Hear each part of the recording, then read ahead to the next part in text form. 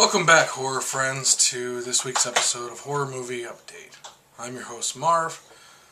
The holiday weekend was just a little bit too much. My schedule was just a little bit too full to make a video last week, so sorry I missed a video last week, but I'm back this week. Let's go.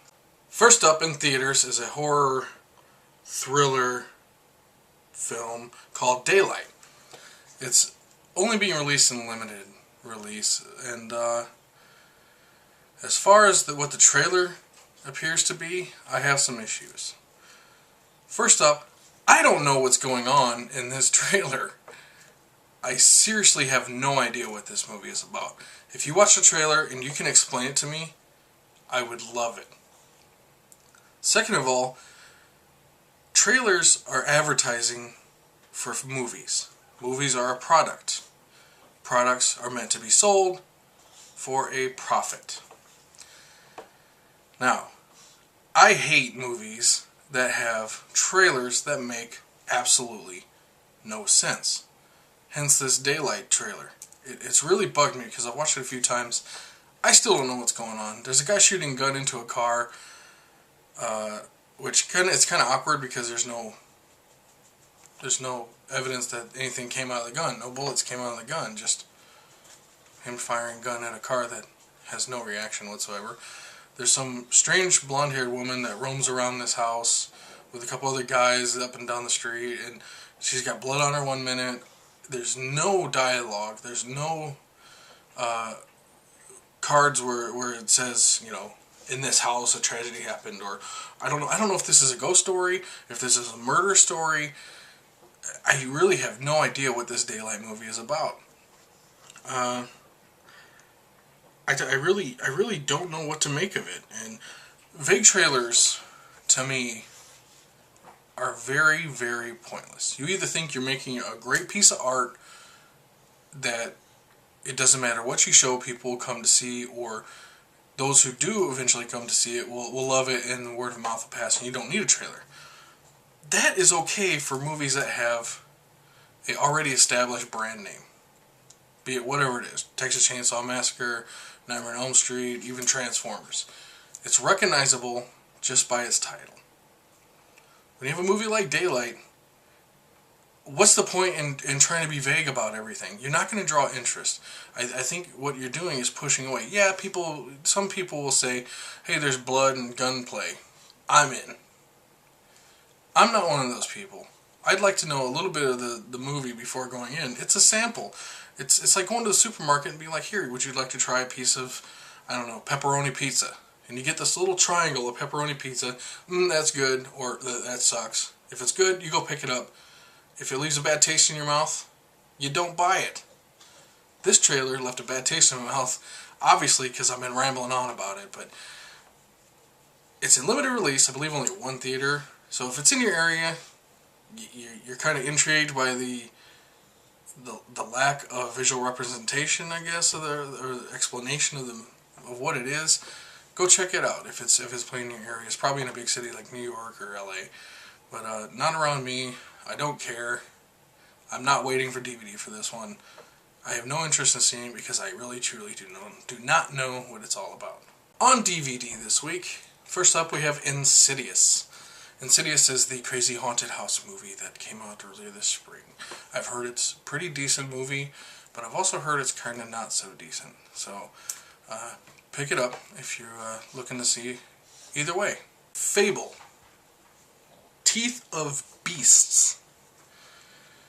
It kind of looks like a real-life video game on a low-budget scale, but it's kind of decently done. Usually when there's bad animation, it kind of takes me out of the film.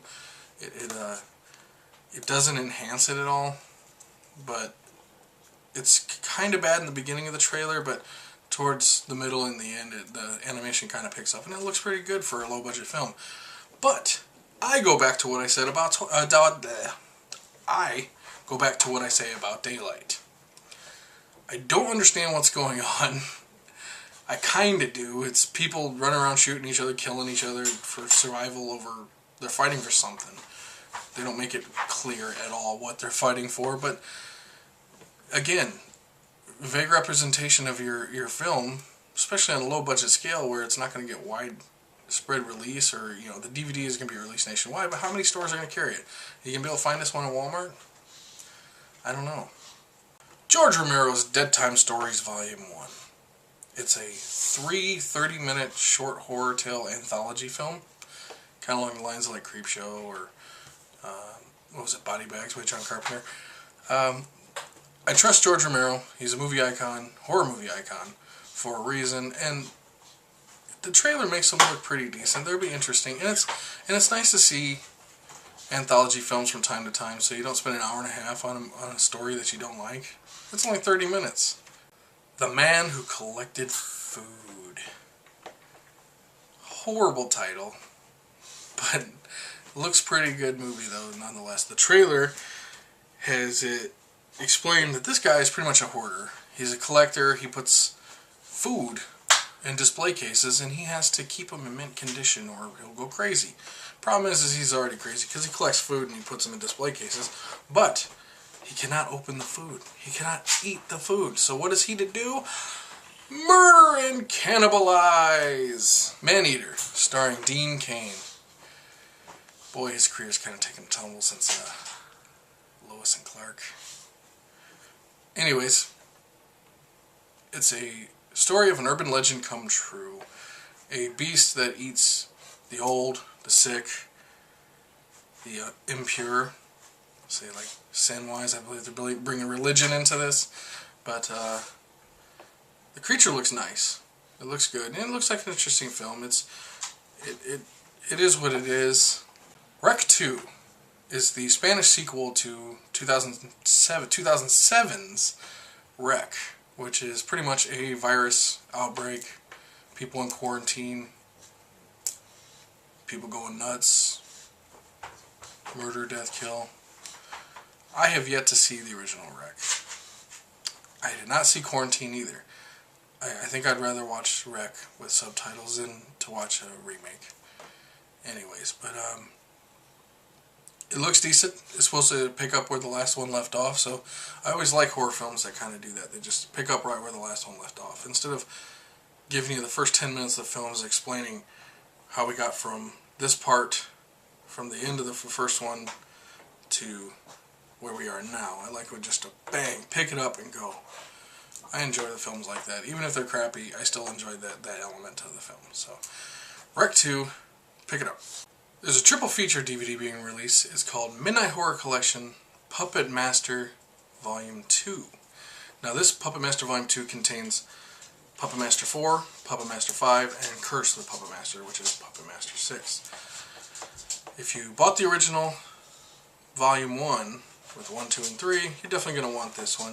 If you're looking to add to your horror collection and scoop up a bunch of horror movies, these are decent horror movies. I always enjoyed the Puppet Master films, and I'll recommend it. Pick that up. Classic horror movie trailer of the week. This week is John Carpenter's The Thing. I love The Thing. Kurt Russell is great in it. The creatures are awesome in it. They still stand up today to me. It's just a fantastic movie. So check out the trailer below and go check it out on DVD as well. And for a little horror fun, there's a small little documentary with the Pop Pilgrims from the AV Club, where they go visit the hotel, which was the representation of the outside look of The Shining, the hotel in the movie Shining with Jack Nicholson. The inside was the Stanley. This one was Timber Ridge? I might have that wrong. But check out the video below. It's fun to see the little history and what it's like on the inside of what the exterior looked like for the movie. And it's funny that they went and rebuilt the whole outside of that hotel in a studio, like a soundstage over in England, when it probably was cheaper to ship out a few crew members and some cameras and some film and the actors to act in front of it. It had to have been expensive to build this, at least this shell of a hotel, to look exactly like this hotel that they took shots of without actors. I don't know. It's kind of humorous. It's kind of one of the strange things that people do in the movie industry just to cut corners, I guess. But check that out below. As always, the trailers for all the movies this week will be below. Whether you can understand them or not, they will be there. Check out the movies, go see them in theaters, rent them, buy them, download them legally. But until next week, I'm your host Marv. So long.